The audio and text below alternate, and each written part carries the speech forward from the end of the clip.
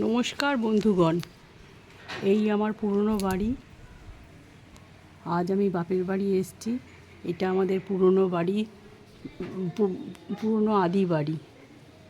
বাড়ির অবস্থা খুবই খারাপ, অনেক বছরের, 450-500 বছরের বাড়ি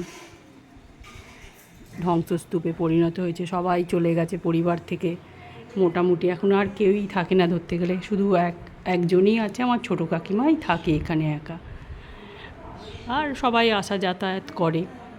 এই আমাদের বাড়ি। দুর্গা পুজো হয়, এসছি দেখতে মায়ের কত দূর এগুলো। এই দেখুন, মাকে করা হয়েছে, বাঁধা হয়েছে। এই হচ্ছে আমাদের দালান, ঠাকুর দালান।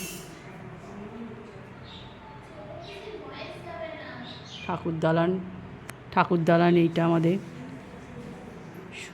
এই যে মা নতুন বাঁধা হয়ে গেছে, খড় বাঁধা হয়ে গেছে, তারপর মাটি এক মেটে হয়ে গেছে, কড়া দো মেটে হয়ে গেছে। এরপর রং হবে, মায়ের মুখ বসবে মূর্তিতে।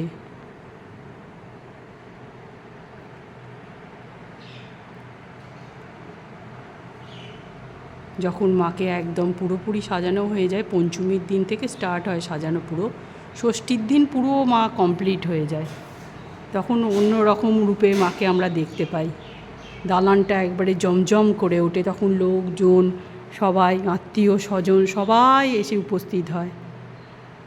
মনের ভেতর এখন থেকেই আনন্দ শুরু হয়ে গেছে মায়ের আসার।